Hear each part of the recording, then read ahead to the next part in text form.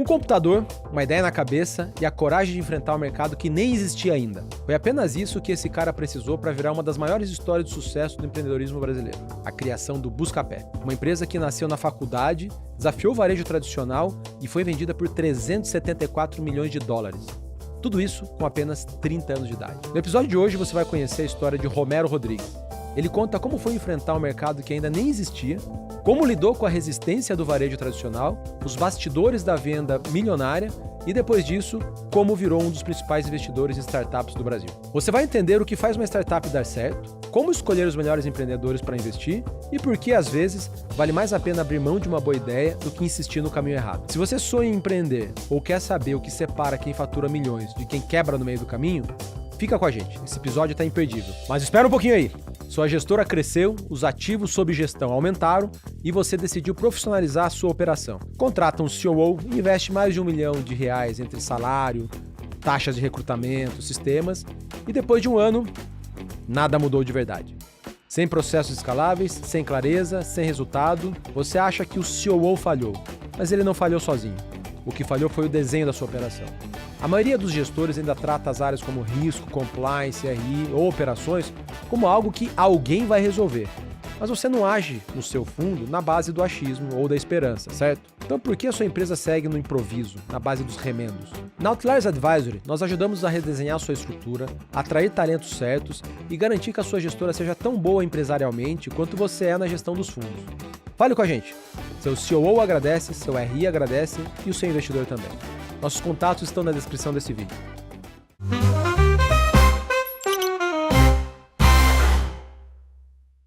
Bom dia, boa tarde ou boa noite. Bem-vindos a mais um episódio do Second Level Podcast.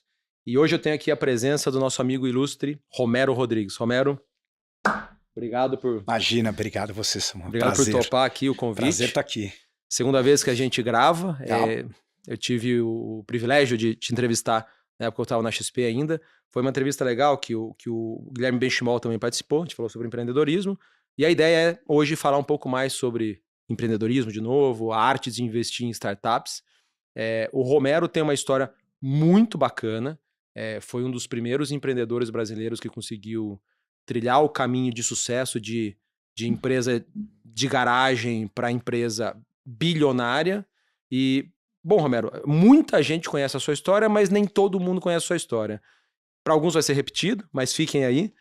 Conta um pouquinho da tua história, começando lá da Vila Mariana, Poli, computação, montar Buscapé, até a gente chegar aqui próximo dos dias de hoje. Boa, bora. Bom, eu sempre gostei de empreender. Desde moleque eu inventava coisa para fazer. E na 8ª série eu descobri a computação, a programação, me apaixonei por aquilo. Isso era 1990? 92, 91, 92. Tá. Época do PCXT. E me apaixonei, virei um nerd de carteirinha, autodidata em programação. E aí, obviamente, as duas paixões tinham uma intersecção muito boa, porque se eu queria empreender e podia fazer isso com software, né, o capital inicial era só intelectual. E aí, já no colegial, eu tive essa sorte de já saber muito bem o que eu queria. E aí eu fui já drivado para fazer engenharia elétrica, para falar, pô, eu quero complementar o que eu sei de software com hardware, mas não com a visão de necessariamente atuar como engenheiro. Uhum. Seria um plano B muito bacana, mas o plano A era empreender. E dentro da faculdade eu já comecei, obviamente, a provocar meus colegas de classe, amigos e tal. A gente criou um grupo, um think tank, que a gente fica pensando em negócios. E aí um dia desse grupo acabou surgindo a ideia de fazer um comparador de preço. Isso era 98. Comparador de preços online. Online, sim. A internet estava bem no comecinho e não tinha como você fazer comparação de preços, né? Você tinha que ir de loja em loja, aquela loucura. O varejista falava, não dou preço por telefone. E a gente achava que aquilo estava errado. A gente era inconformado com aquilo e achava que aquilo tinha que mudar. E a gente resolveu capturar os preços que já estavam disponíveis online para talvez com isso convencer os varejistas a dar preço. E assim começa o Buscapé, a gente lança mais ou menos uns 9 meses depois de começar os trabalhos, na época com 35 lojas, 30 mil produtos, era 100% da internet brasileira, em 1º de junho de 99, e realmente os varejistas não gostaram, tanto que a gente já largou recebendo o processo de varejista que não queria ter o preço comparado. Enfim, o Buscapé foi uma experiência muito bacana. Eu fiquei 14, 15 anos à frente da empresa como CEO. Em 2009 teve um grande evento de Isso. Em liquidez. 2009 teve um grande evento de liquidez e eu fiquei, na verdade, até 2013 para 14 ali. Uhum. O evento de liquidez em 2009 foi a Prosus, Naspers, que é dona do iFood, Sul-africana, OLX, né? sul-africana, Zap, Viva Real e outros, adquiriu 90%, 91% do Buscapé, para ser exato. Num valuation que hoje até nos mundos de hoje não é tanto dinheiro, mas foi o maior valuation disparado de uma startup na época, que foi 374 milhões de dólares. E os fundadores continuaram com os outros 9%, e a gente seguiu aí tocando o Buscapé. No meu caso, eu fiquei por mais 5 anos lá, Como até CEO. começo de 2014, quando eu deixo a companhia, exato. Como CEO do Buscapé e depois também como CEO de uma divisão da Naspers. Só uma dúvida, quando vocês venderam, vocês passaram por toda a jornada de receber investimento anjo, depois recebe, sei lá, o série A, série B, séries, várias letrinhas aqui, sopa de letrinhas, a gente pode até falar disso depois, é comum para startups. E ao longo dessa jornada de receber investimentos, os empreendedores vão sendo diluídos. Quando vocês venderam esses 91%, quanto que estava nas mãos dos sócios fundadores? Mais ou menos. Já era menos de 50%. Mas era um valor era alto menos ainda. de 50%. Legal. Tinha bastante com o time, stock option com o time também, a gente distribuiu, acho que foi talvez a primeira empresa no Brasil a distribuir stock option, começamos a distribuir em 2000, mas o controle já estava com os investidores. Legal. E você está certo, curiosamente, o Buscapé acabou ganhando muita manchete por causa do valor da transação, mas a coisa talvez mais importante que estava acontecendo ali era que, de fato, o Buscapé era a primeira startup que passava por financiamento por estágio, que é o Venture Capital, ou seja, você fatiar ao longo do tempo o risco, e à medida que os riscos diminuem, a rodada, né, o estágio vai subindo, o valuation vai subindo, e era a primeira que dava saída para todos os investidores, que fechava esse ciclo. E isso, sem querer, acabou me colocando, inclusive, na rota depois de investidor. Legal. E então você saiu ali 14 para 15, você deixa o Buscapé, e você, eu vi uma das suas diversas entrevistas em que, quando houve o evento de liquidez, que vocês venderam 91%, muitos empreendedores começaram a te procurar por conselho, para pedir dinheiro, para investir. E você, de fato, começou a investir em alguma coisa aqui e acolá, nada que conflitasse ou concorresse com o Buscapé. E você chegou ali a o quê? 20, 30 empresas investidas? Umas 30, 35 empresas. Ainda trabalhando no Buscapé. Trabalhando no Buscapé. Até o momento que você falou, poxa, deixa eu fazer isso aqui de uma maneira mais profissional. Foi. Na prática, o que aconteceu foi, eu sempre, obviamente, muito curioso, eu sempre estava próximo do ecossistema e de outras startups. E cheguei a investir em várias delas, mesmo antes da Naspers entrar. Acho que talvez o meu primeiro investimento seja de 2004. E nessa época, eu investia meio que em qualquer coisa que eu achava interessante, e às vezes coisas ligadas a comércio eletrônico, inclusive. E aí, rapidamente, eu percebi que isso podia gerar uma situação de conflito, porque se eu estou no dia a dia do Buscapé, o Buscapé está crescendo, está expandindo, está entrando. O Buscapé, quando eu saí do Buscapé, o Buscapé era uma empresa de 1.500 colaboradores, 600 milhões de receita anual. A gente estava pelo segundo trimestre maior que o Mercado Livre em receita, então era um tamanho significativo. Mas não era só Buscapé, era um conjunto de 30 marcas. A gente tinha dentro do nosso guarda-chuva Buscapé, Bom de Faro, Que Barato, que virou LX, Vetex, a gente tinha uma participação relevante, Hotmart, a gente tinha uma participação minoritária, enfim, uma série de negócios. E obviamente, nessa construção desse portfólio anjo, eu percebi que coisas relacionadas a e-commerce vão ser dotadas de gerar conflito. Parei de fazer. E aí, depois que a Naspers adquiriu o Buscapé, eu voltei a investir de uma forma muito mais frequente, mas, de novo, que eu comentei, meio que sem querer. Os empreendedores que viam uma dor muito parecida na nossa história com a dor que eles estavam sentindo, começavam a procurar a gente para poder... A gente, eu digo porque os meus cofundadores também passaram pela mesma coisa, para eventualmente receber um cheque. Então, um exemplo disso, eu lembro até hoje, três fundadores incríveis que procuraram para uma mentoria. Essa mentoria virou a segunda, a terceira, que depois virou um encontro mensal, que depois virou eu participar como investidor anjo da companhia. que eles falavam, pô, eu tenho o mesmo problema que o Buscapé. No Buscapé, as grandes lojas queriam me matar, te matar. O meu problema é o seguinte, eu preciso agora convencer as academias que o meu negócio é bom para elas, que tira a ociosidade e tudo mais. E era o Vini, o João e o César, Do Gym né, Pass. CEO do Gympass.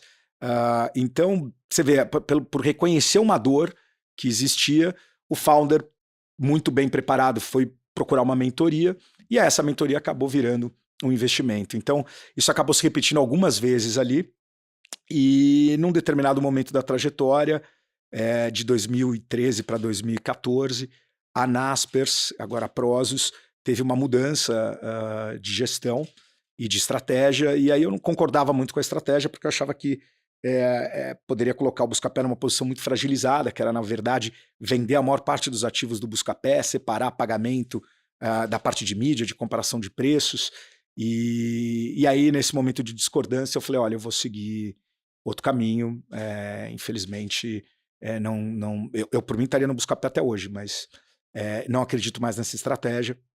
E aí, eu já tinha um relacionamento muito longo com o Jeff Brody, que é fundador da Redpoint, nos Estados Unidos, Gestor com o de Venture Matheus Capital Chile. americana. Exato, a Redpoint é um fundo Tier 1, primeiro quartil lá da década de 90, a Headline, que na época ainda chamava Ventures, e aí, com base nesse relacionamento, eles falaram, pô, você não quer vir fazer Venture Capital com a gente? Eu me juntei com o time aqui no Brasil para tocar os fundos da Redpoint. Perfeito. E aí você ficou nessa primeira gestora de Venture Capital, a Redpoint e Ventures, por... Fiquei não, ainda estou. Porque explica um pouco pra gente. Isso. Os fundos de Venture Capital são similares aos de Private Equity, então eles são safrados. Então você basicamente coleta compromisso de todos os investidores e com as cartas de compromisso você monta o fundo e esse fundo tem data para acabar, geralmente 10 anos. Então o primeiro fundo, que é final de 2012, o segundo fundo é de 2018, e uma vez montado, você usa aquele capital para montar o portfólio e depois você vai ajudar esse portfólio a crescer em valor e depois sair e devolve o dinheiro para o cotista. Uma vez que você devolve o dinheiro para o cotista, o fundo é desmontado. Então, num determinado momento, pós-pandemia, ali em 2020, a gente decidiu que não teria um fundo 3 naquela mesma configuração de sócios, e mais todos os sócios, obviamente seguindo todo o compromisso e toda a ética profissional, a gente falou, não, mas nós vamos terminar esse trabalho aqui que a gente começou juntos. Então a gente segue em todos, os 5 sócios, os 3 brasileiros, mais a Redpoint e a Headline, tocando fundo 1 e fundo 2, que eventualmente quando acabar aquilo é encerrado. E aí eu comecei uma história, que é o Headline, com o fundo Headline 3, com o Redpoint e Ventures, que agora chama Headline, por isso que a gente usa essa marca, que foi uma história... que teve uma reviravolta bem rápida, a gente anunciou e alguns meses depois a XP ligou pra gente e falou, pô, vem fazer isso aqui dentro de casa. Então hoje eu sou sócio da XP responsável por Venture Capital, gestor do Headline, sócio da Headline Global, investindo em Venture Capital na América Latina. Boa, boa. Você falou um nome muito bacana que é o Gympass, eu acho que eu queria pegar... O Hub agora, né? Pois é. Queria pegar esse exemplo para você explicar um pouquinho da jornada do investidor em startups. E falar de números aqui, né? Eu participo de um grupo de investimento anjo chamado Poly Angels. Você até estava lá, não sei se você saiu. Existe o FEA Angels, o GV Angels, Inspire Angels, e o que é isso para quem não sabe, tá? São grupos de WhatsApp ou outro canal em que existe lá uma coordenação que traz oportunidades de investimento em startups, todo dia, toda semana. E é muito difícil, né? Olhando aqui o Poly Angels especificamente, que eu participo, é muita coisa. Assim, toda semana tem 2, 3 oportunidades dos mais diferentes segmentos. E todo mundo tem o sonho de botar lá 10 mil reais, 20 mil reais, e isso se multiplicar por 50, 100. E você conseguiu fazer isso em alguns... não sei se 10, 15, 20 investimentos. Vamos pegar aqui o caso de Gympass, conta um pouco pra gente. Eu não sei se você pode falar. Não, acho quanto que você... posso, não, você claro. Indiscreto aqui. Se você não quiser falar, você não precisa, obviamente. Quanto você botou de grana? Olha, eu vou dar alguns exemplos e vamos focar talvez em 3 exemplos em que o dinheiro tenha voltado. Perfeito. Porque obviamente tem muito investimento em companhias excelentes, mas que a gente ainda não saiu. Não saiu ou porque não teve oportunidade ou porque a gente acredita que a empresa vai crescer mais, tá? Então, assim, entre investimento na pessoa física, investimento junto com os sócios da Redpoint e Ventures, ou até investimentos na época de Buscapé, que eu me envolvi em conselho, tem 10 companhias que hoje, ou em algum momento, que a gente não sabe necessariamente o preço das coisas, não é marcado a mercado, venture capital, mas que em algum momento valham mais de $1 bilhão, ou seja, que são unicórnios que eu tive envolvido. Então são 10 companhias, mas dessas, eu acho que a gente tem alguns exemplos legais. Então, por exemplo, Gympass. Eu vou dar até números que são do fundo, que são públicos. A Redpoint Ventures investiu, eu ainda não estava no dia a dia, eu já era investidor anjo da Gympass, mas eu ainda não estava 100% do tempo na Redpoint Ventures.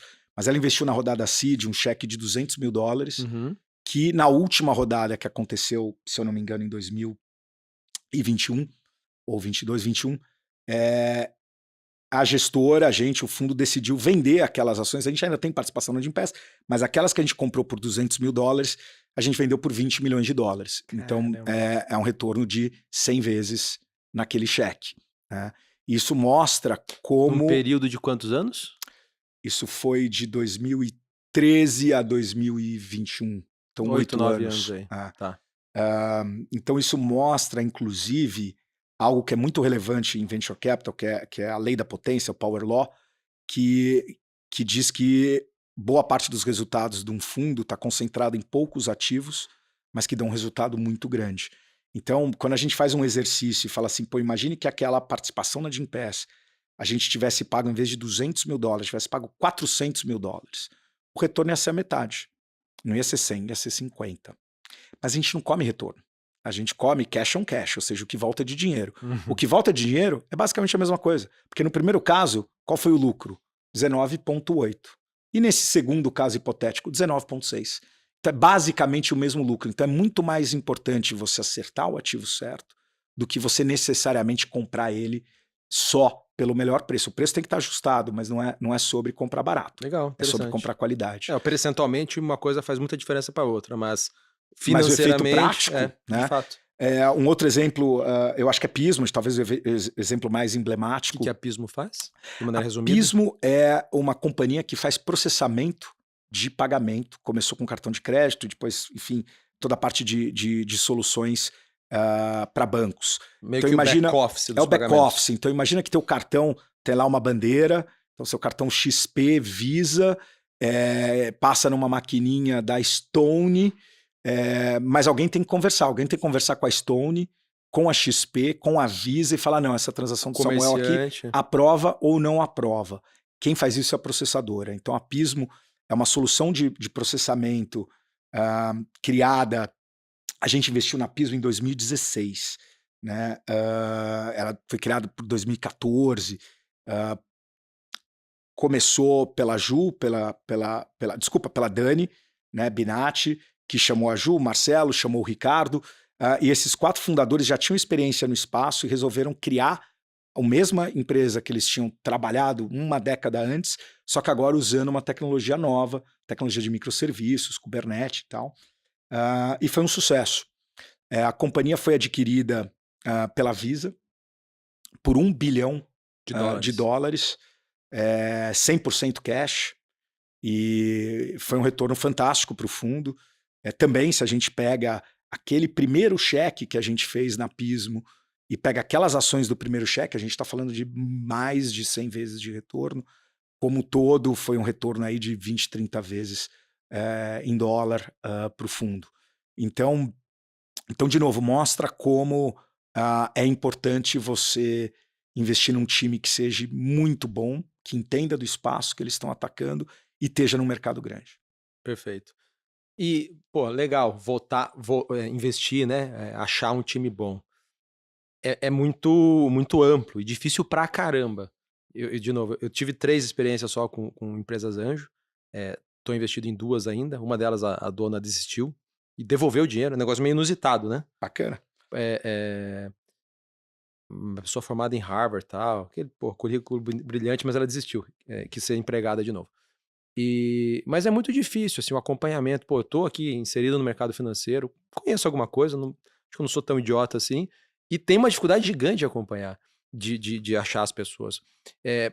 Para outras pessoas que eventualmente têm interesse em investir, né, em startups, queria roubar de você um pouco. O que é o teu playbook para identificar bons negócios? O que são 3 ou 4 características que são assim, batata? Toda empresa muito vencedora, os founders, né, os fundadores têm isso. Ou a empresa tem isso. Olha, Samuel, Venture Capital é a classe de ativo onde tem a maior diferença de resultado entre os gestores.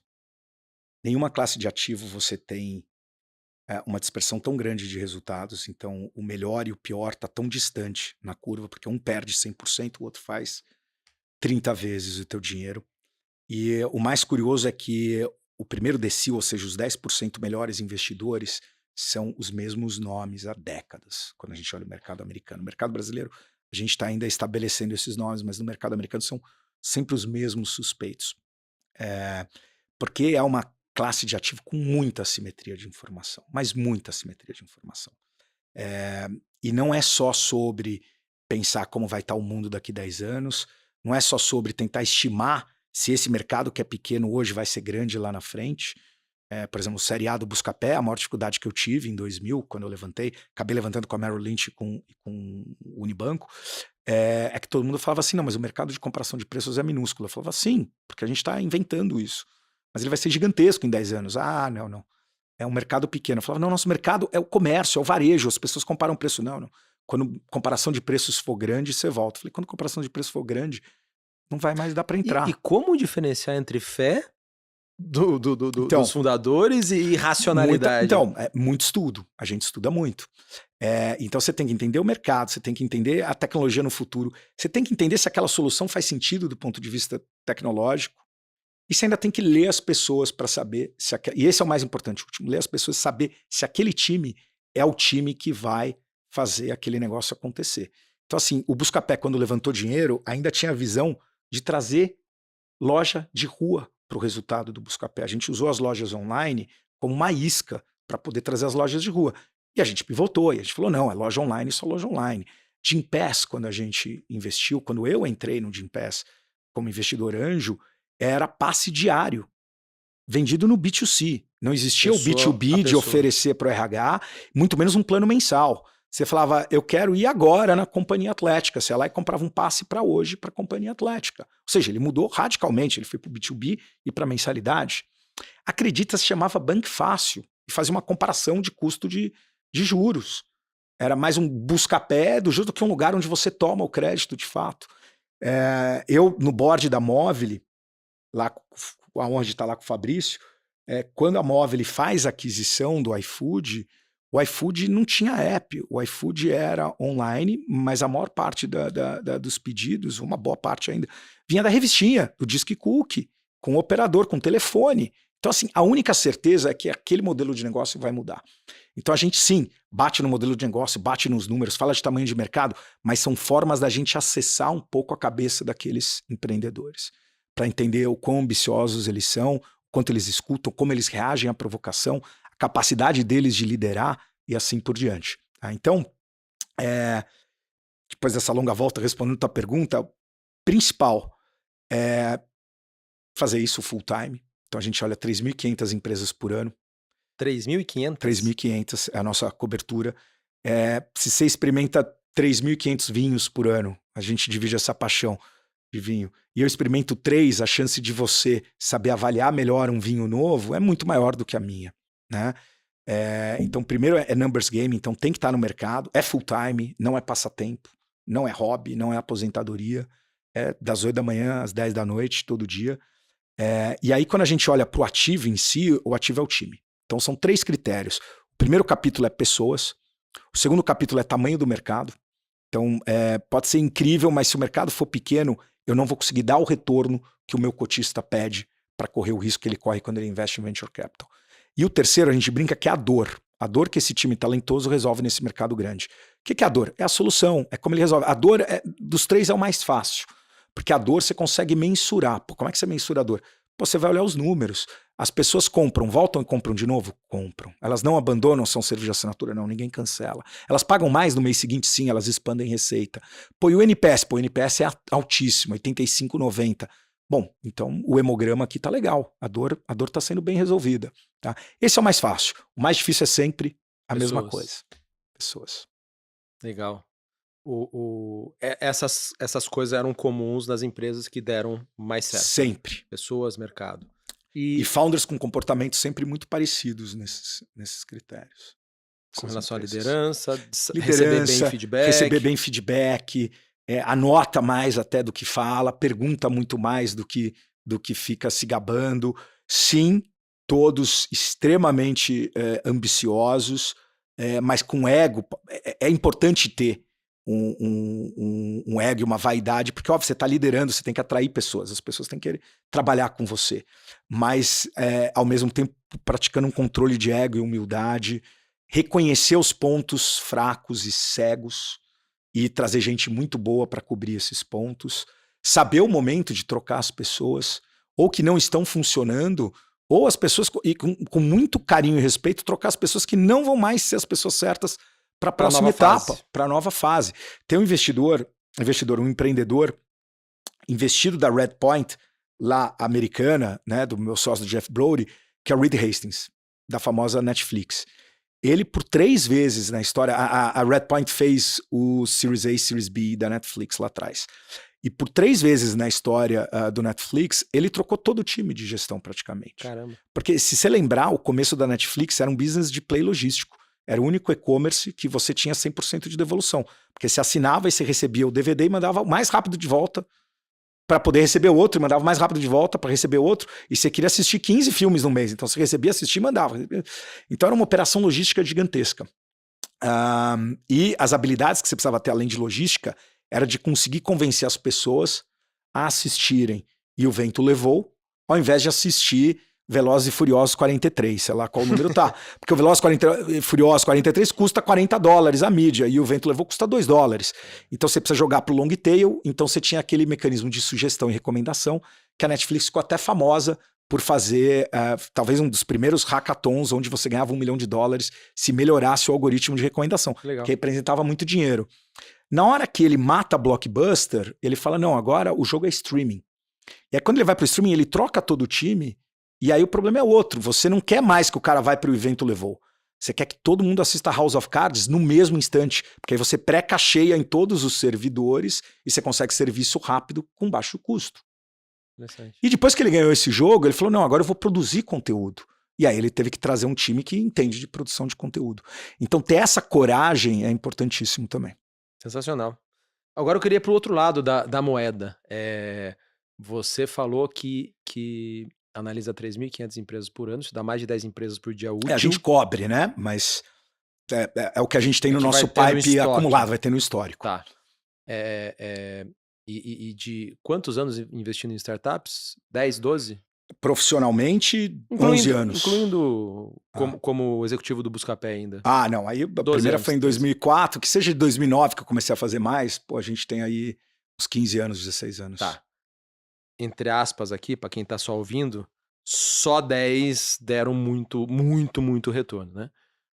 E o percentual médio dos teus investimentos, seja como pessoa física, como investidor profissional, dá para dizer que 10% deram muito dinheiro e 90% morreram? Ou não é essa estatística? Não, a estatística é um pouco diferente, mas é bom até tocar num tema que é mais... Em quantidade, não em dinheiro. Não, eu entendi.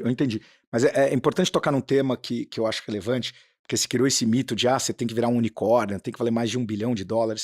E a maioria dos empreendedores que fica perseguindo isso como se fosse o santo grau, acaba não sendo bem sucedido. Eu acho que você tem que perseguir a missão e o propósito da tua companhia e não desistir enquanto você não resolver esse problema que o mundo tem, que você está disposto a resolver e tornar o mundo diferente. E o teu valuation é consequência. Eu tive retornos que na pessoa física, dos meus investimentos de pessoa física, foram maiores do que às vezes um retorno de um unicórnio, apesar da empresa não ter atingido esse número, porque eu tinha uma participação maior na empresa, por exemplo. Né? Então, para dar 2 exemplos que eu não mencionei, uma companhia chamada Zup, que tinha uma tecnologia assim brilhante de automação e integração de sistemas, foi comprada pelo Itaú, por aí vai meio bi mais ou menos de real. Pô, eu tinha uma participação relevante da companhia, isso foi um resultado muito melhor.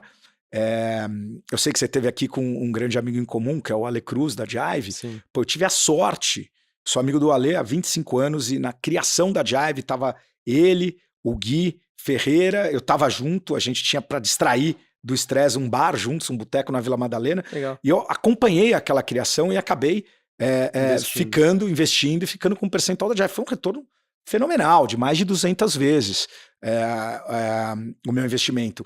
Então, assim, sim, 10 chegaram no status de unicórnio, mas você não precisa ter esse status para você entregar excelente retorno para todo mundo. Mas respondendo a tua pergunta, a estatística do estágio que a gente faz, isso depende muito de estágio para estágio. Mas no estágio que a gente faz, quando a gente investe com a empresa, já tendo os primeiros sinais que a dor foi resolvida, que é o que no nosso mercado a gente chama de fit, de produto e mercado, product market fit, a gente tem 1/3 das empresas morrem, o valor vai para zero, 1/3 das empresas a gente recupera o dinheiro investido, que é um péssimo negócio, porque na média a gente fica sócio da empresa por 7 anos, depois de 7 anos você recebeu o mesmo dinheiro de volta, Brasil, né? ainda CDI mais no de Brasil, 7 anos. exato. E esse último 1/3 é o que dá grandes retornos, que começam em 5, 6 vezes, idealmente 10 para cima, mas você tem, às vezes, na verdade, todos os bons fundos costumam ter 1 ou 2 empresas que o retorno paga o fundo inteiro. Caramba. Então, por exemplo, no fundo 1 da Redpoint, Pismo pagou bem mais do que uma vez o fundo inteiro. Então, só Pismo já pagou todo o dinheiro dos cotistas. E aí, o famoso tudo que vier depois é lucro. Exato, e a gente ainda tem lá no portfólio. O portfólio, a gente vendeu RD Station, ótimo exemplo. Uma companhia que foi comprada por 1,9 bi de real para TOTS. Teoricamente, não é 1 bi de dólar, mas é ruim vender por 1,9 bi de real? Acho que não. A gente ainda tem lá Creditas, Olist, Gympass, Pipefy. Então, quer dizer, você tem esses ativos, é exatamente o que você falou. O cotista desse fundo olha e fala, bom, agora isso é lucro, eu já recebi o meu dinheiro de volta vezes 2, que vier agora. Legal. Mas dá uns 2 exemplos aí de empresas que deram muito errado, que estão naquele 1/3 lá que virou pó. Eu não sei se vai ter nome famoso aí, ou nome que a maioria das pessoas reconheçam. Olha. Mas conta alguns famosos ou não que marcaram.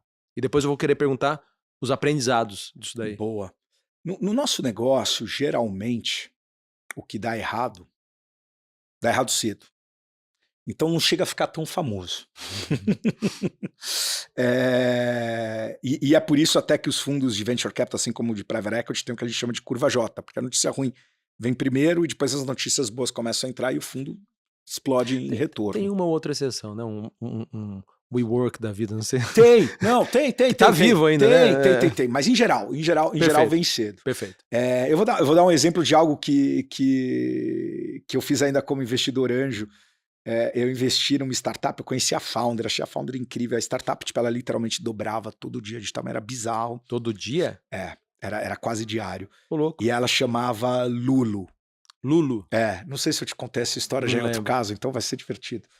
E a founder descobriu um negócio muito legal. Era numa época que o Facebook tinha aberto a plataforma e a Lulu era global, era um aplicativo onde as mulheres podiam fazer a avaliação dos ex-namorados e dar uma nota. Aquele papo calcinha de banheiro que rola, só que de uma forma organizada. Você só conseguia entrar na plataforma da Lulu se você fosse mulher, porque você tinha que logar pelo Facebook, e ela pegava todo mundo que estava no Facebook, e de todo mundo que estava no Facebook, você podia falar, pô, o Samuel, já namorei, ele é legal, ele é não sei o quê. Ou não. Ou não. E, curiosamente, explodiu no mundo inteiro, inclusive Brasil, Estados Unidos, Europa, todo lugar, e, curiosamente, em todo lugar, foi muito bem recebido por ambos os gêneros. As mulheres acharam divertidíssimo, explodia o uso, e os caras também achavam o máximo, até porque era para um público mais tipo colegial, universitário, e aquela, pô, você tá lá jovem, pô, não sei o quê, falem mal, mas falem de mim, então falando, mesmo que fale mal, a outra vai ficar curiosa, vai querer me conhecer. Em um país do mundo inteiro, acabou atacando uma demografia mais velha, e o país, por incrível que pareça, tinha uma cultura muito mais machista do que a gente imaginava. Qual era o país? Brasil. E aí começou os homens não queriam aparecer de jeito nenhum na plataforma, já era um público mais velho, 25, 30, 35, às vezes homem casado reclamando, a mulher reclamando porque que deu avaliação no meu marido ou qualquer coisa desse tipo. E no Brasil, by the way, antes disso tudo acontecer, com o business crescendo, eu sempre tive muita disciplina, eu fazia sempre o mesmo cheque em cada investimento anjo. Esse era tão óbvio, foi tão difícil acessar, foi tão difícil conseguir um espaço, que eu fiz um cheque literalmente 20 vezes maior do que da minha disciplina. Era bastante dinheiro. E aí, pô, e crescendo. E você fala, pô, isso aqui, viagem de confirmação pura, né? Isso aqui não tem mais como dar errado. Bom, os homens de um dos 180 países resolveram entrar no Facebook e arrumar um jeito de sair do Lulo. E um jeito de sair do Lulo era mudar o sexo. Porque aí ele não aparecia mais. Porque, então, se eu tiver como mulher, primeiro eu posso acessar, e segundo, eu não apareço mais como algo que pode ser avaliado no Lulo. Caramba. E aí, em massa, ao longo de poucas semanas, os brasileiros daquela demografia começaram a mudar no Facebook o sexo. E aí, obviamente, o Facebook é um dado relevante para publicidade, para tudo no Facebook. Se você não pode mais confiar no sexo da tua base, quanto mais nos outros dados que a base forneceu. E aí o Facebook decidiu globalmente desligar o aplicativo. E acabou a empresa. E a empresa acabou instantaneamente. Instantaneamente. Esse então, é o erro, entre aspas, construir a casa no terreno dos outros? Tem vários erros aqui. Tem o erro de sair da tua disciplina. Tem o erro de dependência de plataforma. Né? Enfim, tem vários erros, mas os dois maiores é dependência de plataforma, então você estava construindo no telhado dos outros. E sem dúvida nenhuma o erro de disciplina. Se eu tivesse colocado 20 vezes menos dinheiro, talvez eu nem lembraria tão bem dessa história.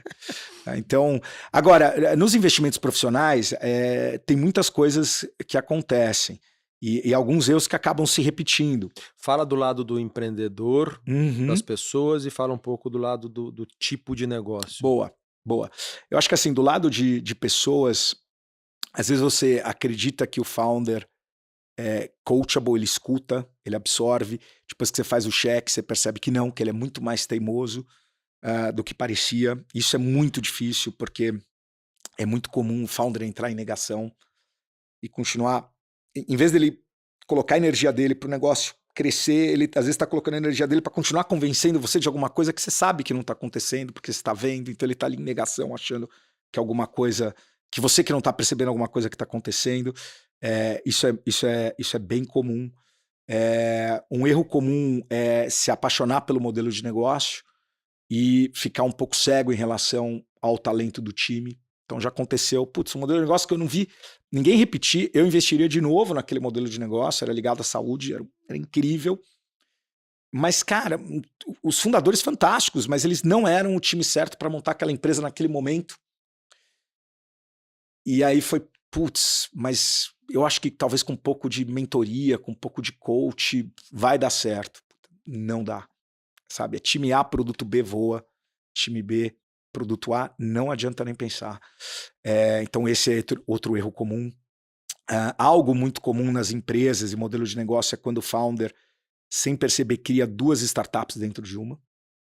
E ele faz isso para minimizar o risco na cabeça dele, para aumentar a chance de sucesso, mas na prática ele aumenta o risco de dar errado. Então vou dar um exemplo. Eu tenho um software aqui, do que seja, um RPzinho, o que for. Estou atendendo um público que é B2C. Tá indo mais ou menos, escalou, mas não escalou muito. Eu tenho 20 mil reais de receita por mês, não resolve meu problema, estou queimando dinheiro. Eu vou tentar no B2B. Você vai tentar no B2B? Vai. Então mata o B2C e pivota para o B2B. Esse é o certo.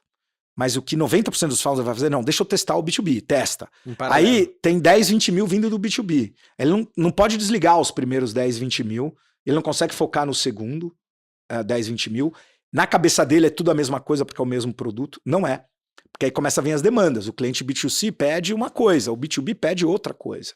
O jeito de vender para o B2C é de um jeito, para o B2B é outro. Para o B2B eu poderia cobrar mais caro, tem que ter preço diferente. Quando você viu, você pegou a coisa mais escassa que você tem na tua startup, que é tempo e dinheiro, e dividiu em 2 frentes. Você divide uma frente que está pensando em B2C, uma frente que está pensando em B2B, em vez de você focar num problema só. Com o mesmo tempo e o mesmo dinheiro. Exato. O empreendedor bem-sucedido, ele é corajoso para falar, não, pera, não é B2C, fiz os testes iniciais, você não precisa ser um salto de fé. Faz os testes iniciais, parece que é B2B mesmo, começou a escalar o B2B, mata o B2C. Puta, mas aquela receita ajudava. Mata. Porque vai custar caro essa segunda startup dentro da sua startup. E às vezes é difícil você perceber que você está criando 2 dentro de uma. Bom, tem uma lista completa aí de acreditar numa mudança regulatória, principalmente no Brasil, que vai ser perene, acreditar num contrato que ainda não está performado, não dá para acreditar. E aí tem uma série de aprendizados que 25 anos de olho roxo e cicatriz ajuda a colecionar. Legal. Você tem um playbook aí para achar, né, as empresas vencedoras. Você já falou algumas coisas que procura, algumas coisas que evita. Tem uma frase bacana que eu já vi você falando e já vi outros investidores profissionais de startups também falarem, que nesse universo você muitas vezes é, entre aspas, escolhido pela empresa que quer o dinheiro. É um negócio que meio contrassenso, né? Um gestor de ações, no Brasil, em qualquer lugar do mundo, ele vai lá na bolsa e ele escolhe a empresa que ele quer investir. E o RI da empresa, muitas vezes, tem que convencer o fundo de ação, o gestor de ação, que a empresa é boa, que vai crescer e por aí vai. No mundo das boas startups, elas precisam de X dinheiros, mas muitas vezes tem 5x dinheiros para investir. E ela não vai pegar muito mais, porque senão ela se diluiria. E ela tem que escolher entre os investidores. O que você e o seu time oferecem para startups como diferencial para, entre aspas, serem escolhidos? Entre aspas, não, né? Na prática, né? Serem escolhidos. Olha, você está certíssimo, Samuel. Acho que é a única classe de ativo que o ativo escolhe o gestor.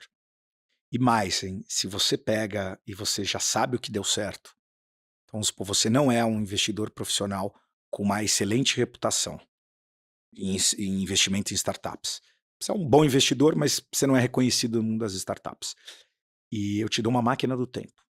E você volta para o começo da história da Wellhub de Gympass, ou da Acreditas, ou da Pismo, ou do Nubank. Se você tentar investir nessas companhias, você não vai conseguir. Mesmo sabendo que elas deram certo. Porque os bons empreendedores sempre tiveram muito mais cheque, que nem você comentou, do que espaço para acomodar esses cheques. Então, é fundamental a gente ser, o que a gente brinca, é a primeira e a última parada dos founders. Bate primeiro, é o que a gente quer ser, né? É desejo, não estou dizendo que a gente já está lá, a gente está trabalhando bastante para estar. Ele passar na headline primeiro, e se por qualquer motivo não aconteceu da gente investir logo de cara, ele ainda dá aquela passadinha no final e fala, até consegui aqui outras propostas, mas eu preferia você. E da onde vem isso? Acho que vem primeiro da experiência, da coleção de erros e acertos que eu fiz nos 15 anos de Buscapé, com todas as loucuras e histórias que a gente teve lá, de entra no CAD, sai, faz isso, aquilo, aquisição, não aquisição, faz o nosso CVC, não faz e tal. E depois também a coleção que vem dos casos de sucesso e de fracasso das startups investidas. Então acho que o primeiro é isso. E mais do que só o que você viveu e passou, é muito da reputação, o quanto você ajudou, o quanto você estava lá com o founder, né? O quanto entre todos os investidores que ele tinha, quem foi o que no momento do aperto estava ali do lado e, me ajudou a passar por aquilo. Que não necessariamente é colocar mais dinheiro. Às vezes é empatia, entender o momento do founder. Né? E acho que esse talvez seja o ponto 2. Por eu ter sido empreendedor e founder, não quer dizer que eu sou um melhor investidor. Eu acho que quem foi empreendedor antes ou é excelente ou é péssimo investidor. Tem muito ex-founder que tenta investir e se torna péssimo investidor, porque ele esquece o lugar dele, ele acha que ele está no palco. Não, você está lá atrás, na produção, você está ali ajudando o founder, está no banco de trás do carro. Mas essa conexão que tem de founder para founder faz com que o founder esteja mais aberto a escutar os inputs e os conselhos. Então acho que ter operado ajuda. E eu acho que o terceiro é uma falsa sensação do founder de que a gente vai poder a ajudar ele a ser enorme. Por que que é uma falsa sensação? Porque a gente não só acredita nisso, como tem na homepage da Headline lá fora, que a gente ajuda os founders que já iam dar certo, a dar certo um pouco mais e um pouco antes. Então acho que o nosso papel é de muita humildade, de falar, não, eu estou investindo num founder que ele já vai dar certo mesmo sem o meu dinheiro. Mas além do meu dinheiro, quem sabe um pouco de conselho, um pouco de ajuda, e não é só conselho, a gente ajuda em tudo, tá? Desenhar produto, a entrevistar gente pro time, achar gente pro time entrevistar, a gente ajuda a trazer cliente, faz bizdev, o que precisar, veste a camisa, tá ali pro que precisar. Como brinca meu sócio, se precisar enterrar corpo, chama a gente também. E aí, eu acho que o founder se sente que, pô, entre esses dois cheques aqui, esse aqui, sem dúvida nenhuma, vai poder me levar ou um pouco mais longe, um pouco mais alto, um pouco mais rápido. E isso faz com que um cheque seja preferido ao outro. Então, idealmente, principalmente no começo da vida da startup, o empreendedor não deveria procurar o número do cheque. E nem o número do valor da companhia dele, do valuation. Ele deveria estar procurando o nome no cheque. Perfeito. E é que nem eu brinco. Tipo, poxa, você vai vender, né? Vai se diluindo, emitindo 10% da sua startup. Você pode receber 2 milhões de dólares do teu vizinho que tem uma empresa de jardinagem, ou 1 milhão de dólares do Bezos ou do Elon Musk. Se você escolher, sendo que você não está no business de jardinagem, se você escolher o teu vizinho, você escolheu errado. Mesmo que seja o dobro do valuation, o dobro do cheque. Pegando esse teu gancho aí, poxa, imagina que eu tenho uma startup, e eu tenho, Outliers Advisory. Você falou que, pô, são 3.500 empresas acompanhadas. Agora, eu vou inverter a pergunta, né? Como que eu faço para ser notado? Como que uma empresa, como uma startup faz para receber, não para receber investimento, para receber a atenção de vocês? Como que vocês dão conta? Porque imagino que é coisa pra caramba, né? Que chega lá diariamente para vocês. Boa. Chega muita coisa. A gente usa muito software e dados, tem uma plataforma proprietária que já destila. A gente tem um processo, então, na grande maioria das vezes eu tenho um time de análise que faz a primeira avaliação. Eu entro lá no site, tem um site headline.com e você vai ter como submeter. É o site em inglês ou o site em português? O site em inglês, mas ele tem versão português, você pode submeter um plano de negócio. Eu faço meu login e senha ou lá e... no meu LinkedIn, eu recebo muito pelo meu LinkedIn. Legal. Tem bastante seguidor lá, eu recebo muito plano de negócio por lá, já vai direto para o time também. E na parceria nossa, né, com a XP, e por isso a gente faz parte da plataforma da XP, os assessores da XP também originam para a gente oportunidades. Então, quando você soma tudo isso, dá esse número de 3.500 que a gente cobra anualmente. A melhor forma de você chegar é através de uma apresentação mais quente. Indicação. É você conhecer alguém que me conhece, ou que conhece o Gabriel, meu sócio, conhece alguém do time, e que faz que a gente chama de warm intro, né? Uma apresentação, WhatsApp, pô, Romero, não sei o que, tal, tô com um founder aqui muito legal, Samuel, tá fazendo negócio, pô, dá uma atenção, fala com ele. Aí, realmente, você já pula, corta a fila. Você corta a fila, tá? Então, essa é a minha principal recomendação. Você pode tentar todos os canais, mas se você puder primeiro conseguir um caminho para chegar direto no sócio certo, no sócio que cobre o teu espaço, no sócio que você gostaria de estar com você na jornada, é o melhor caminho. E captação é um soft sell, não é um hard sell. Então não é pá, cadê o dinheiro? Tem startups que eu fico, às vezes, um ano e meio conversando com o founder, até ele chegar no estágio que está pronto para investir, até eu ganhar convicção na tese. Então é uma dança, um namoro. Tá? Então, eu acho que esse approach de falar, pô, eu queria te mostrar o que eu estou fazendo, pô, de repente você me dá algum conselho, pô, não sei o quê, você vai envolvendo o investidor. Ele vai entrando, ele te dá um conselho, você testa aquele conselho, depois você volta para ele, fala, pô, testei, deu certo, deu errado, foi isso, foi aquilo. Você começa um diálogo, você começa um canal. Dito tudo isso, por mais que eu faça venture capital, investimento em startup, eu acho importantíssimo desmistificar uma coisa, que é esse conceito que não é verdadeiro de que o único caminho que você tem é o caminho de venture capital. Tá? Você tem muitas empresas que não necessariamente são lifestyle business pequenos ou médios, tem empresas que escalaram e ficaram gigantescas. que não necessariamente passaram por Venture Capital. Venture Capital funciona para um número muito limitado de empresas que estão realmente atacando um mercado muito grande e estão usando muita tecnologia. E Venture Capital não é investimento em tecnologia, ela é investimento em altíssimo crescimento. É que você não consegue altíssimo crescimento sem uma base tecnológica muito forte. Só que o Venture Capital tem um porém. Ele é make or break, ou seja, ele é strike ou canaleta. Porque não ajuda ninguém na história de Venture Capital a empresa ser mediana. Então, se você aplica Venture Capital numa empresa que não vai conseguir escalar tão rápido, ou nos founders que não vão ser agressivos ou ambiciosos para fazer isso, ou numa solução que não é escalável no mercado que não é grande, vai quebrar, vai ser canaleta. Tá? Porque, imagina, a gente precisa investir agora e em 7 anos crescer 100 vezes o valor daquele investimento. É muita coisa. Então, claro, não é sempre, não é para tudo, é basta uma do portfólio fazer isso, você já resolveu você vai mirar o portfólio. Mas claro, mas você tem que escolher as 20, 25 do portfólio, achando que todas elas podem, para uma ou duas chegarem lá. Perfeito. E as outras que não chegam lá ainda vão dar bons retornos, um terço morre, aquilo que a gente já falou.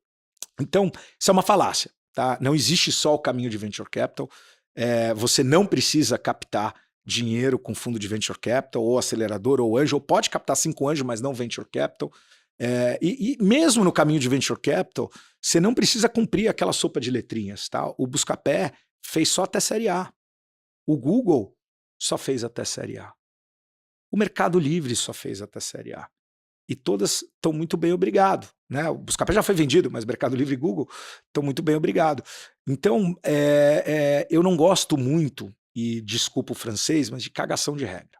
Então, assim, cada caso é um caso, e acho que tem um monte de caminho diferente para ser inventado ainda. Legal. Boa, boa. Uma pergunta provocativa aqui, mas que eu já ouvi muitas vezes nesses 16 anos olhando gestoras, o mercado de tecnologia e de empresas exponenciais, digamos assim, é muito mais fértil nos Estados Unidos. A Ásia, né, a China em particular, também virou um hub grande de inovação, mas Estados Unidos ainda é o que lidera. E uma pergunta que eu vi muitas vezes, né, que me fizeram, seja em rodas de amigos criticando o VC no Brasil, seja de clientes, poxa, se eu hoje, 2025, é mais acessível o investimento em venture capital nos Estados Unidos do que era há 10 anos atrás, ou do que era há 20 anos atrás. Hoje, 2025, com essa acessibilidade maior, seja via os grandes fundos, que é difícil, seja via plataformas de crowdfunding, que é fácil. Faz sentido investir no Brasil? A gente tem deficiência de mão de obra atualizada, especializada, a gente tem ineficiências regulatórias gigantes, a gente tem um governo que, infelizmente, seja de direita, de esquerda, de centro, joga contra o empreendedor na imensa maioria dos casos. A gente tem um juro altíssimo, que se você não pega dinheiro para o equity, você vai pegar dinheiro para tomar dívida, é difícil pra caramba. Eu queria ouvir um pouco o que você responde. Você deve ter sido questionado sobre isso 300 vezes. Qual é o racional de investir em VC no Brasil versus investir nos Estados Unidos? Inclusive para você, que tem sócios americanos, e você poderia, talvez, estar investindo só em empresas americanas. Sim. Olha, a pergunta é muito boa. E eu acho que eu posso até colocar o chapéu aqui de investidor, não investidor profissional em startup, mas como eu aloco meu dinheiro, inclusive. E eu acho que a resposta entre Estados Unidos e Brasil, a resposta é sim. Ou seja, ambos. E ambos têm os seus desafios e as suas oportunidades. Tá? Então vamos falar do mercado americano primeiro. É um mercado, sim, super desenvolvido, com muito menos burocracia ou ineficiência do que o mercado brasileiro, a gente sabe disso. E mais, é um mercado de inovação de ponta. Então a chance de uma OpenAI surgir no Brasil é muito pequena. A maioria das startups que a gente investe no Brasil são inovações de modelo de negócio. Você pega tecnologias de prateleira, e eu não estou querendo tirar o mérito da tecnologia de desenvolvimento, eu estou dizendo que não existe nenhum breakthrough tecnológico, não é uma tese de PhD feita pelo CTO da empresa. Ele vai usar as tecnologias que existem, aplicar muito bem aplicado, para resolver a dor de modelo de negócio. Não deixa de ser isso que aconteceu no Nubank, No ou na Gympass, Gympass, não inventou nenhuma ou na tecnologia. Acreditas. Não tem, meu jeito de capturar isso. Óbvio, todo tem os seus macetes, mas não tem um breakthrough como teve a OpenAI, né? Como teve Google e assim por diante. Um número muito... Mas no Brasil acontece, mas é um número muito pequeno de empresas no Brasil que faz o que a gente chama de tecnologia de fronteira, né? Então, Pismo é um exemplo. A tecnologia da Pismo para processamento de cartão é tão única que o Citibank fechou com eles para estar em 70 países. Caramba. Quando o Citibank fecha com eles, a Visa vem e faz a aquisição. Então, era realmente especial e único, era a tecnologia de fronteira. Mas os Estados Unidos você tem essas oportunidades. Só que os Estados Unidos também é muito mais competitivo. Tanto em fundos. Então, se você está alocando, se você não acessar aqueles 10% melhores, provavelmente a chance do seu dinheiro virar pó é enorme. E os 10% melhores é muito difícil de acessar. Muito difícil. Você tem que ter dezenas, centenas de milhões de dólares para começar a ter acesso a esses caras. Você pode ir nas plataformas de crowdfunding e tal, mas você tem muita seleção adversa. O que é a seleção adversa? É o que, na verdade, faz, inclusive, os 10% melhores serem tão bons e os piores serem tão ruins, que é o fato de que se os founders preferem o cheque do cara que investiu no Google, do cara que investiu na Apple, do cara que investiu no Facebook, e um founder está topando o seu cheque e você não é um desses caras, provavelmente você está pegando xepa, você está pegando rebarba da feira. Ou seja, esse founder já tentou tudo que ele podia com os fundos primeira linha, não conseguiu, e agora ele está tentando achar um fundo que seja do status dele, segunda linha. Então, e óbvio que todos os fundos acabam tendo investimentos bons, não estou falando que esse founder é necessariamente segunda linha, mas na média, isso sempre vai acontecer. Mas não é só competitivo entre os fundos e para você investir. Entre as empresas é competitivo. A Uber levanta uma rodada gigantesca, a Lyft levanta também. A OpenAI levanta uma rodada, a Anthropic levanta também. A Mistral levanta também. Todas as companhias do espaço levantam dinheiro. Vamos vir para o Brasil. O Brasil não vai ter a tecnologia de fronteira tanto, tem inovação de modelo de negócio, a gente tem um mercado grande, mas extremamente ineficiente, burocrático, cheio de dor, mas com muito menos competição. Como dizia o Walt Disney, eu adoro o impossível, né? Porque lá a competição é menor. Então, empreender no Brasil é impossível. E a vantagem é que a competição é bem menor também, empreender com qualidade. Mas, aqui você costuma ver desertificação da tese. Então, se uma companhia recebeu investimento, busca a pé lá atrás, a gente recebeu o investimento, ninguém mais que queria fazer comparação de preço consegue levantar. Fala, putz, esse cara já recebeu investimento, melhor parar. Claro, existem casos e momentos de muita liquidez onde você vê 3, 4 empresas do mesmo espaço recebendo investimento. Mas, em geral, o próprio mercado faz o ganhador. Né? Fala, puta, esse cara aqui não, já foi, esse cara aqui é o ganhador. Por que eu vou colocar um cheque contra as dezenas ou centenas de milhões que esse cara levantou? Vou pôr em outro lugar onde não tem competição. Então, essa desertificação faz com que a gente tenha vencedores locais muito fortes. E por último, do lado dos fundos, a gente tem ainda o mercado de venture capital se estabelecendo. Então, o cotista, o investidor brasileiro, consegue no Brasil acessar fundos, mesmo sem ter grandes quantias, mesmo sem ser um grande family office, acessar fundos primeira linha na plataforma. Né? Não só lá a gente na XP, mas tem outros exemplos em outras plataformas. Então, eu acho que essa democratização do venture capital ela aconteceu primeiro no Brasil e eu acho que tem uma chance dos investidores brasileiros conseguirem alocar.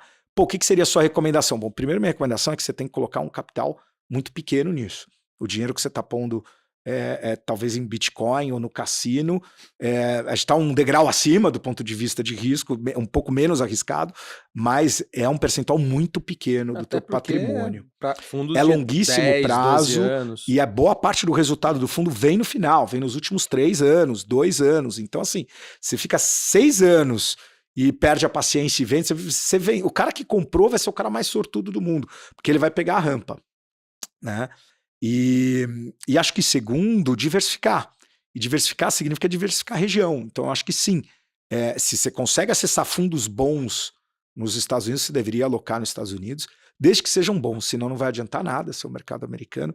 Se você conseguir acessar fundos bons no Brasil, você deveria também alocar no Brasil, desde que também sejam fundos bons. Boa. Bom, última questão aqui para a gente encerrar esse papo, e a gente vai marcar depois, porque eu quero ouvir seus conselhos fora daqui. Bora. Cara, como que você está enxergando o cenário, né? A gente fez um bate-papo, como eu falei no começo aqui, há 3 anos atrás, foi janeiro de 21, se eu não me engano, 22, janeiro 22. Quando você captou o fundo? 22. Foi final do ano? Junho de 22. Junho, foi antes de captar o seu primeiro fundo lá com a XP. Acho que foi janeiro ou fevereiro, não me Isso lembro mesmo. muito. E, 3 anos e pouco se passaram aí, e nesses 3 anos o cenário, assim, se deteriorou de uma maneira bizonha. Lá fora, primeiro, com a subida dos juros nos Estados Unidos, e depois aqui, né? No final das contas, os juros no mundo começou a cair e a gente continua com o juro alto pra caramba. Um cenário muito adverso, o cenário para startups em geral sempre é adverso. Com juros altos, então, nem se fale. O que é ruim para as empresas, no entanto, às vezes é bom para quem está investindo. Você consegue valuations mais baratos e por aí vai. Fala um pouquinho para encerrar aqui, cara, como que tá a tua leitura para o mercado de startups, venture capital, nesse momento do mercado aqui, meados de 2025? Boa. Olha, Samuel, quando a gente fez a captação do fundo, na nossa tese era que o mercado ia piorar. Ia ter crise, pouca liquidez, o que fosse. O que para investir é que isso era excepcional, muito para quem tá bom. com dinheiro, né? Os melhores vintages, as melhores safras de empresas de tecnologia são em momentos de crise, tá? Por uma diversidade de fatores, mas o principal é que as poucas empresas que captam nesse cenário não têm concorrência. Então não tem ninguém disputando a palavra-chave no Google, não tem ninguém disputando o engenheiro, não tem ninguém tentando falar com uma empresa grande para fazer parceria. As empresas grandes, por estarem num momento de crise, também não estão querendo investir em inovação, porque como não está subindo as vendas, o presidente quer economizar dinheiro para entregar lucro, então ela não vai investir em nada que vai ser 2, 3, 4, 5, 10 anos de retorno. Então por isso que a gente tem sempre, as melhores empresas todas foram quase todas, criadas em momentos de crise. Então é um momento muito bom para alocar, e isso se confirmou. Tá? Isso não quer dizer que os valuations são muito mais baixos, porque no final do dia não adianta a gente dar um cobertor muito curto para o empreendedor, senão ele não consegue fazer nada. Mas ele enfrenta muito menos concorrência e ele consegue ser muito mais eficiente no uso do capital. Então a chance de sucesso dessa empresa é muito maior. Porém, é óbvio que se esse cenário ruim se prolonga por muito tempo, começa a ficar difícil, inclusive para as startups que você investiu, porque elas podem estar planejando novas rodadas no futuro que podem não acontecer. Então, é um cenário que tem um desafio interessante. Eu acho que boa parte das startups que captaram depois de 2022, principalmente 2023, 2024, esse ano, entendem isso, estão sendo super eficientes em capital. Tem muitas que estão em ponto de equilíbrio, coisa que você não vê break-even a startup, mas estão crescendo o máximo que dá, desde que em break-even, para poder ser dono do meu destino, não faltar dinheiro, não ficar insolvente. Agora, do ponto de vista de fundo, de gestora e até de investidor pessoa física, onde a gente vê que tem muita oportunidade nesse momento para alocação, uma coisa muito específica de agora na verdade, investidores, sócios das startups que investiram muito tempo lá atrás. Então, às vezes é o investidor anjo, às vezes é um founder que saiu no começo, às vezes é um executivo que ganhou ações e saiu, não está mais no dia a dia, e que está cansado e está precisando de liquidez e que topa, eventualmente, vender essa participação em empresas boas, mas num momento difícil. Então a gente está aí com um estudo para estruturar um fundo que a gente chamaria de um fundo para limpar cap table, né, para limpar um pouco essa estrutura societária, tirar o que a gente chama de dead equity, que é esse cara que foi muito importante para a empresa num determinado momento, mas que já não está mais lá, já não está no dia a dia, não está conseguindo ajudar o founder. E a gente tem percebido os founders pedindo muito isso, porque do lado do founder, para ele é ótimo, ele pega ali um percentual pequeno da empresa que estava na mão de uma série de pessoas que não estão mais conseguindo ajudar e troca por um fundo que vai poder estar ajudando ele no que precisar no dia a dia. Então a gente está estruturando alguma novidade nessa linha aí para o momento próximo. Voltando lá num exemplo que você deu aqui, uma Jim Pass da vida que pegou dinheiro com vários investidores anjo, 10 mil reais, 40 mil reais, 20 mil reais. Alguns deles eram do meio de empreendedorismo e tecnologia como você, conseguem ajudar pra caramba. Outro era o amigo de faculdade, que é dentista, que é médico, que não consegue contribuir. Lá na frente, isso aí vira meio que um peso no quadro societário da empresa. Né? Então, a sua tese é montar um fundo específico para só para fazer essas casos secundárias, como esses. exato, porque é meio ganha-ganha-ganha, né? Pro cotista do fundo é muito legal, porque é um fundo que ele vai entrar em empresas já maduras e na hora da entrada você já tem uma valorização da cota.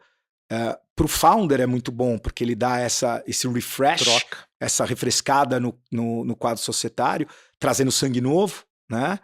E pro cara que tá lá, às vezes há 10 anos, ele fala, putz, até legal, mas para mim, não, e ele vai sair com valorização, porque ele entrou há 10 anos atrás, já vale muito mais. Ele fala, pô, tudo bem, eu posso esperar mais, talvez, mas quer saber, a vida é uma só, tá passando. Eu prometi para minha mulher que a gente ia comprar uma casa de campo, sei lá o quê. Quem sabe chegou a hora agora. Então acho que pode ter algo interessante vindo nesse espaço. Assim, o último ponto, valuation em geral.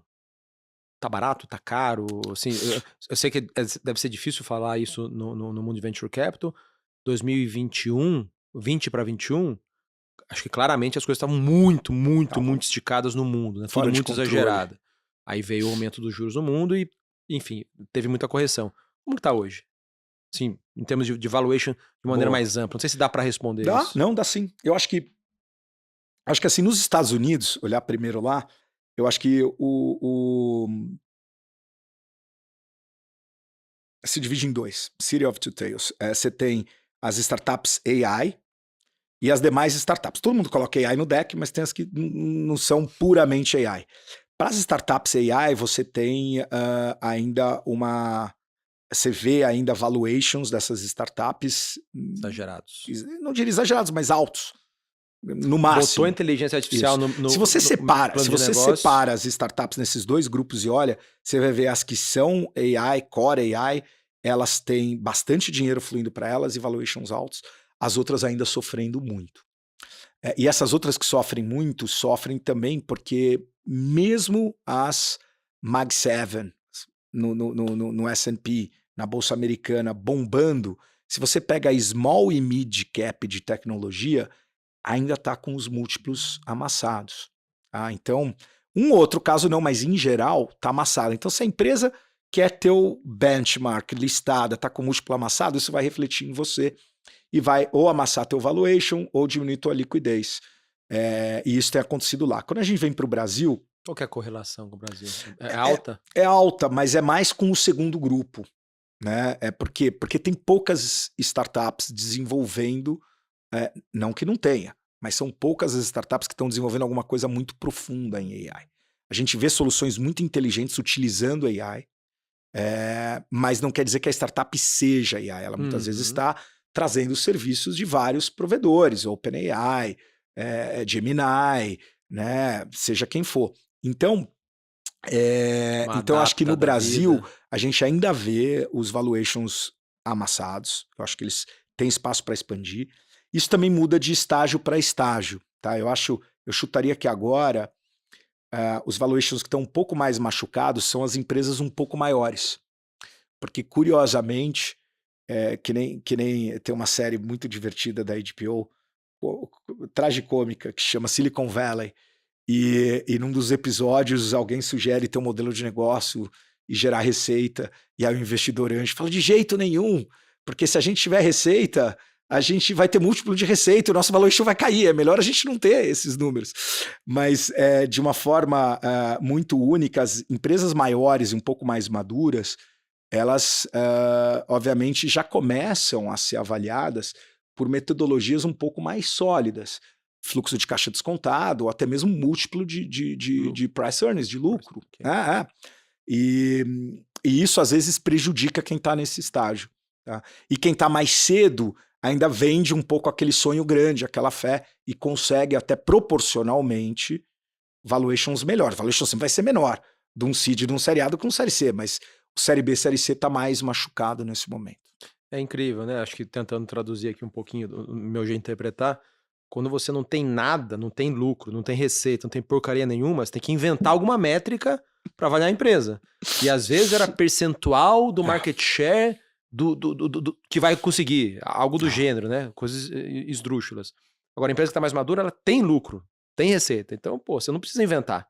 Você tem lucro ali. E aí vai para 10 vezes lucro, 20 vezes lucro, 30 vezes lucro. Você não consegue escapar muito da realidade. E aí você é comparado com empresas listadas. Sim, e você pode estar na crista da onda e ser uma empresa que tem pesquisa avançada em AI. Perfeito.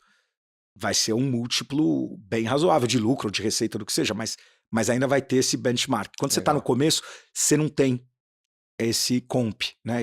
Essa comparação. E isso que permite, na verdade, essas empresas, num estágio inicial, receberem investimento. Valuation em estágios iniciais, eu posso dizer da forma que a gente olha, a gente não calcula quanto vale a empresa. A gente tenta entender se aquela empresa, com aquele time talentoso, com o mercado gigantesco do jeito que está, com o modelo de negócio que eles têm, se aquela empresa pode virar uma empresa que possa pagar o fundo inteiro de volta. Um daqueles exemplos como o Pismo que eu dei. Se ela for, a gente investe. Ah, não, ela não é, ela é metade disso. Ah, então a gente faz a metade do cheque e tal. Não, a gente não faz. Então, no fundo, você faz um teste para entender se essa empresa, se der certo, se ela pode pagar, se ela é grande o suficiente para pagar o fundo todo. Uhum. Então, a gente não precisa de um exercício científico, econômico, para calcular quanto vale exatamente essa empresa, e aí a gente entende se participa ou não. É muito mais, e aí sim, um salto de fé, de falar, bom, esse time é super talentoso, ambicioso, o problema é gigantesco, eles estão resolvendo de uma forma muito inteligente, e no estágio que a gente entra, né, sempre, está acelerando rápido. Pô, se ele seguir essa trajetória, ele pode ser uma empresa que paga o fundo todo. Então pronto, vamos investir. Show. Bom, Romero, obrigado pela gentileza de fazer esse papo. Pô, sempre um prazer falar contigo. Novo. Obrigado. Pessoal, se você curtiu aí o episódio, comenta aqui, deixa suas sugestões. Nos siga aí nas redes, eu tô no LinkedIn, Instagram, como Samuel Ponsoni, me procura lá. Sigam os canais Market Makers, se inscrevam aqui no vídeo e vejo vocês na próxima.